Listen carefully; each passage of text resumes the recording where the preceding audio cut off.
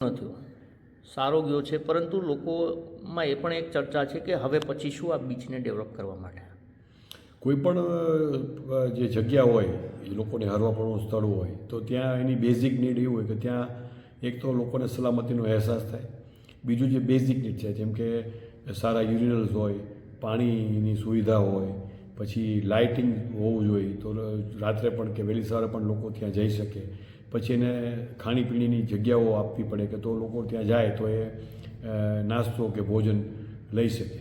તો આપણું પહેલું પગથિયું હતું કે આ બીચ છે અત્યાર સુધી કોઈ એને એટલું બધું હાઇલાઇટ થયો હતો, એને હાઇલાઇટ કરવો હતો, એટલે પ્રવાસન વિભાગના સહયોગથી આપણે ત્યાં આ બીચ ફેસ્ટિવલ કર્યો અને ખૂબ સારો એને રિસ્પોન્સ મળ્યો. હવે આ કન્ટિન્યુ રહે અને લોકોનો આવરો જાવરો ત્યાં રહે એટલા માટે પહેલી ઓલી છે આપણે ત્યાં હાઈમાસ્ટ ટાવર નાખી અને લાઇટની વ્યવસ્થા કરી જેથી આખો બીચ છે રાત્રે પણ લોકો ત્યાં જઈ શકે.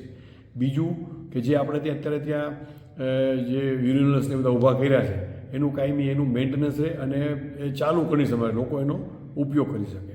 ત્રીજી જે વસ્તુ મેં કીધી કે ખાણીપીણીના જગ્યાઓ બી. હવે બીચ ઉપર અત્યારે જે સરકારશ્રીના એને એમાં CRZ નિયમો લાગુ પડતો તો CRZ નિયમમાં આપણે જે પરમિશેબલ છે એનો અમે અભ્યાસ અત્યારે કરીએ છીએ. એમાં ફોરેસ્ટ ડિપાર્ટમેન્ટ છે, ગુજરાત પોલ્યુશન કંટ્રોલ બોર્ડના અધિકારીઓ છે, અમારા અધિકારીઓ છે ને સાથે રાખી અને આની શક્યતાઓ જોઈ એનું માર્કિંગ કરી અને આ બધી બેઝિક ફેસિલિટી છે એ આપણે પહેલાં ઊભી કરવી છે. પછી સરકારશ્રી લેવલથી આ નીતિશક બાબતો છે, આ બીચ છે, બ્લુ ફ્લેગ ઓલરેડી એનું કામ ચાલુ છે અને એ પણ એને વેગવંતું બને અને આ બીચ વધુને વધુ હાઇલાઇટ થાય અને લોકો એને મુલાકાત લે થાય એવું આપણું આયોજન છે. સર, બે મુદ્દા છે કે બેઠક વ્યવસ્થા ત્યાં કઈ પ્રકારની રહેશે અને બીજું સિક્યુરિટીને લઈને. સિક્યુરિટી આપણે છે સફાઈ અને સિક્યુરિટી એ આપણે એવું વિચારી શકીએ કે ભાઈ ત્યાં કોઈને એજન્સી હાયર કરીને રાખીએ. આમાંથી જેને તરકે સ્ટોલ્સ આપણે બનાવ્યા કે પછી ત્યાં વોટર સ્પોર્ટ્સનું ચાલે છે તો એ 2-3 પ્રવૃત્તિઓ ચાલે છે તો એ લોકોને આપણે એવું એક રાખી શકીએ કે ભાઈ એ લોકો એમાંથી ભલે અત્યારે કાંઈ આપણે સરકારને કોઈ આને હાઇલાઇટ કરીને લોકો માટે કરે છે, સરકારને કાંઈ કમાવાની એમાં ભાવના હોય જ નહીં, તો એ સેલ્ફ સસ્ટેન થાય. એમાંથી જે કાંઈ આવક થાય ભાડાની એ એના મેન્ટેનન્સમાં અને સિક્યુરિટીમાં જાય. પ્લસ પોલીસનું કાયમી થાણું બનાવવાનું પણ કે ભાઈ પોલીસ ચૂકી છે એ પણ શક્યતાઓ અમે જોશું અને અમારી જિલ્લાની લો એન્ડ ઓર્ડરની જે બેઠક છે એમાં સમીક્ષા કરી શક્યતાઓ ચકાસી.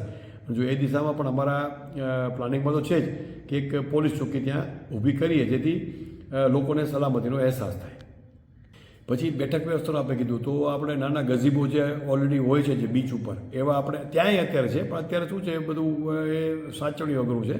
તો એ બેઠક વ્યવસ્થા લોકો આવીને બેસી શકે, કાયમી જે સમુદ્રની ખારાશને નુકસાન ન કરે એવા ધાતુમાંથી કે પથ્થરમાંથી આપણે બાંકડા બનાવીએ, એની ઉપર આપણે છત્રીઓ મૂકીએ તો લોકો ત્યાં આવી અને બેસી શકે અને પિકનિક કરી શકે.